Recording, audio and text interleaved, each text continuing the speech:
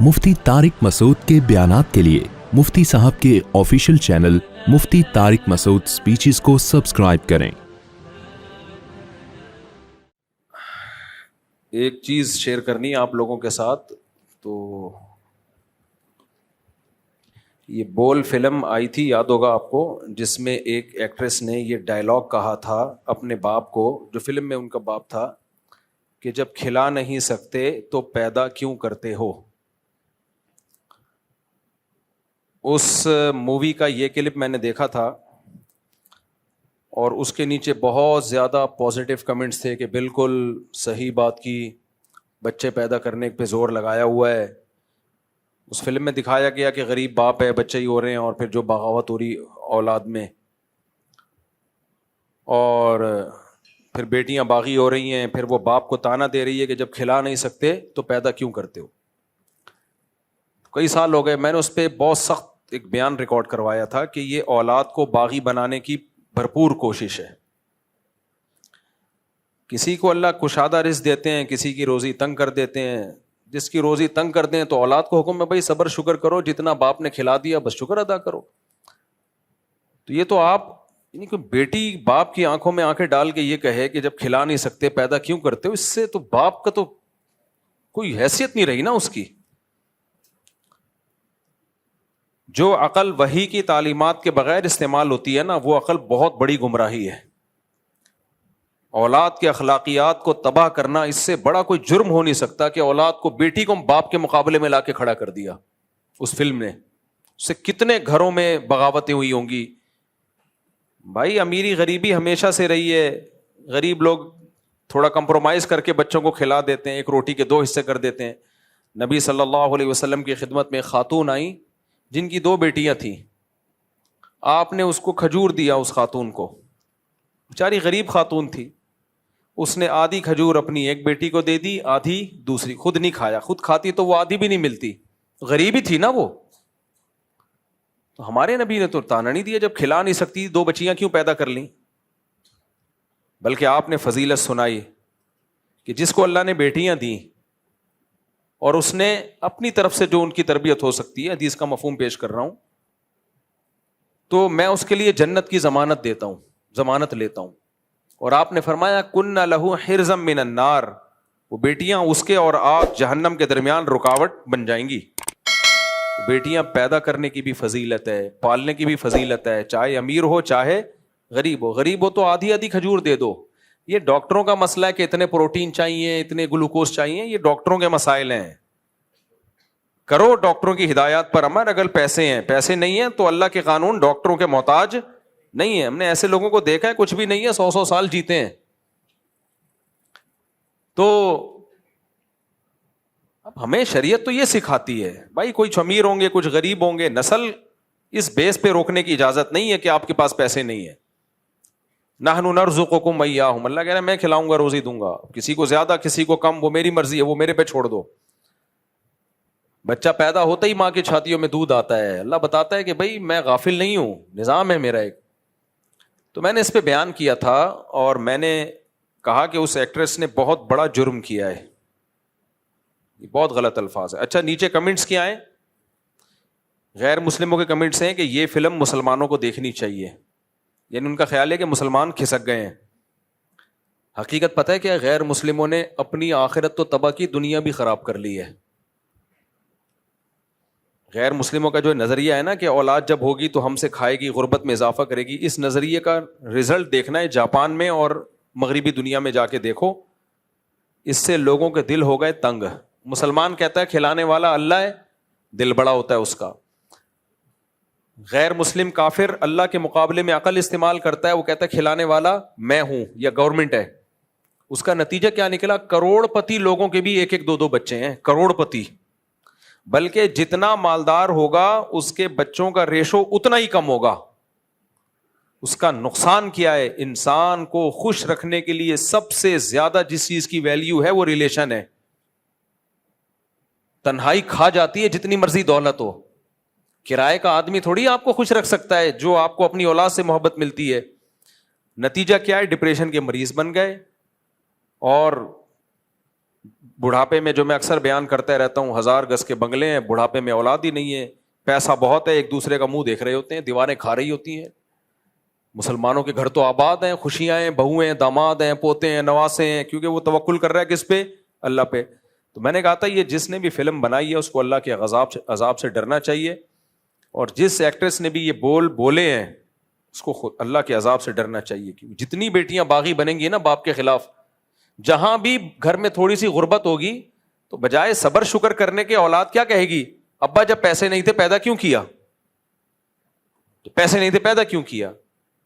تو اولاد, ماں باپ کا تو سب سے بڑا احسان ہی یہی ہے کہ وہ آپ کی زندگی کا سبب بنتے ہیں.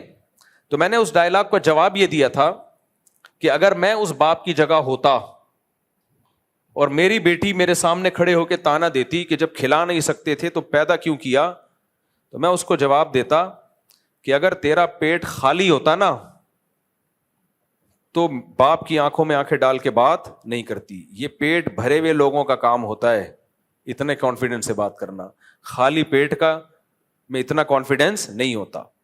تو کھلایا ہے تبھی یہ آنکھوں میں یہ کانفیڈنس آیا ہے. نمبر 2, کھایا نہیں ہے تو اتنی بڑی کیسے ہو گئی؟ دوسرا جواب کیا ہوا؟ کھایا نہیں ہے تو اتنی, بغیر کھائے اتنی بڑی ہو سکتی ہے؟ مر چکی ہوتی ہے اب تک, اتنی بڑی ہو گئی کہ پورے کانفیڈنس کے ساتھ آنکھوں میں آنکھیں ڈال کے بات بھی کر رہی ہے. دوسرا جواب. تیسرا جواب, مجھ سے غلطی ہوئی ہے, آپ کو پیدا نہیں کرنا چاہیے تھا. کچھ غلطیاں ایسی ہوتی ہیں جو ریورس نہیں ہو سکتی, لیکن کچھ غلطیاں ایسی ہوتی ہیں جو ریورسیبل ہوتی ہیں.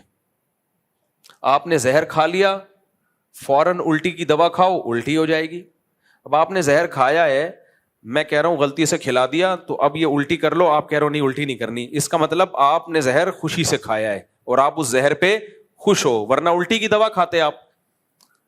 تو میں ہوتا تو میں یہ کہتا کہ اگر میں نے غلطی کر دی غربت میں آپ کو پیدا کر کے, تو یہ زندگی جو آپ کو ملی ہے یہ نعمت کے بجائے عذاب ہے, تو کوئی بات نہیں, یہ پسٹل ہے, اس کے اندر گولی ہے, یوں کر کے ٹھا کرو, جہاں سے آئے تھے وہیں ہمیشہ کے لیے چلے گئے. تو ریورسیبل ہے نا یہ ٹینشن آپ کی, آپ اس کو ریورس کر سکتے ہیں.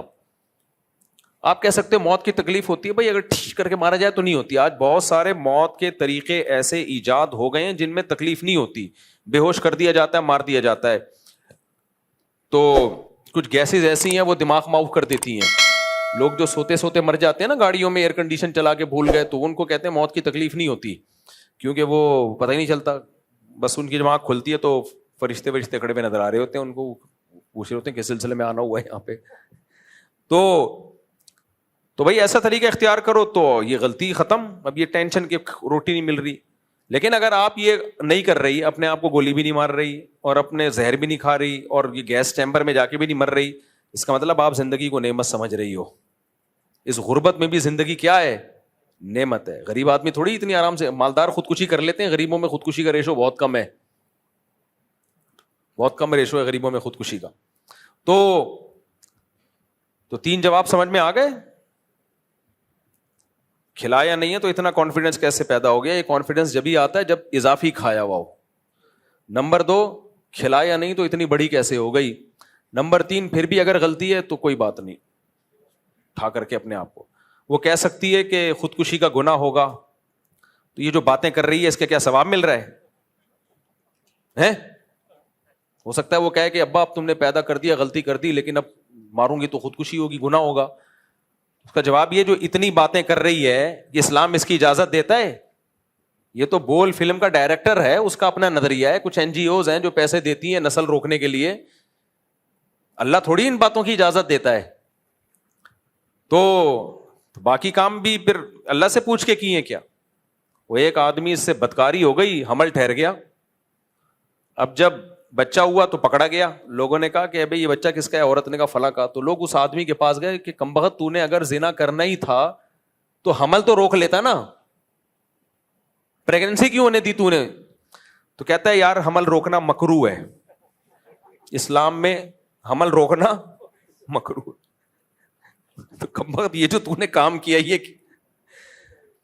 تو اگر وہ بچی کا ہے نا, لڑکی کا ہے کہ بھائی میں اب اس لیے ریورس نہیں کر رہی اس پروسیس کو کہ گولی ماروں گی تو میں خودکشی کا گناہ ہوگا تو باقی جو باتیں کر رہی ہے اس کا گناہ نہیں ہوگا کیا تجھے, جو باپ کو یہ تانے دے رہی ہے. تو میں جو آپ کو یہ پورا واقعہ سنا رہا ہوں, وہ بول فلم کی جو بھی ایکٹریس تھی اس کا چند دن پہلے میرے پاس فون آیا, بہت لوگوں سے فون, اس کی اجازت سے میں اس کی پرسنل چیز شیئر کر رہا ہوں, کیونکہ میرا ارادہ تھا کہ میں بتاؤں, تو میں نے کہا اس کی پرمیشن کے بغیر میں نہیں بتاؤں گا. تو اس کا فون آیا کچھ دن پہلے میرے پاس, بہت جگہوں سے اس نے فون نمبر, مولانا طارق جمیل صاحب کو فون کیا, ادھر فون کیا, مفتی صاحب کا نمبر چاہیے, پھر مجھے کسی نے بتایا تو میری بات ہوئی. تو اس نے کہا آپ کے یہ کلپ میں نے سن کے خوب اللہ سے گڑ گڑا کے توبہ کی ہے, اور آپ کو بھی میں بتا اس لیے رہی ہوں کہ واقعی وہ میرے منہ سے غلط بات نکلی تھی, جس پر مجھے میری ماں نے بھی نصیحت کی, ان کی والدہ سے بھی میری بات ہوئی. اور پھر اس نے کہا کہ اصل غلطی اس کی ہے جس نے یہ فلم لکھی ہے. اور پھر اس نے بتایا کہ یہ NGOs ہیں جو کچھ اس طرح کی موویز بناتی ہوتی ہیں, اسپانسر کرتی ہیں تاکہ سوسائٹی میں یہ چیز پروموٹ ہو. تو اچھی بات ہے ایک اداکارہ کو اپنی غلطی کا.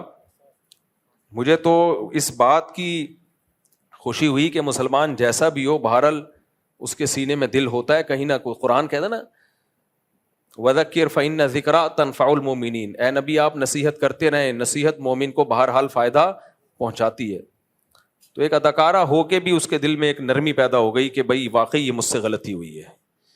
تو یہ جملہ, اس سے بیٹیاں, غلطی کیا ہوئی ہے, بیٹیاں باغی ہوں گی باپ کے خلاف.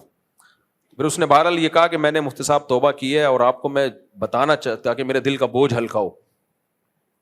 تو اصل غلطی تو بہرحال اسی کی ہے جو اس طرح کی فلمیں لکھتے ہیں.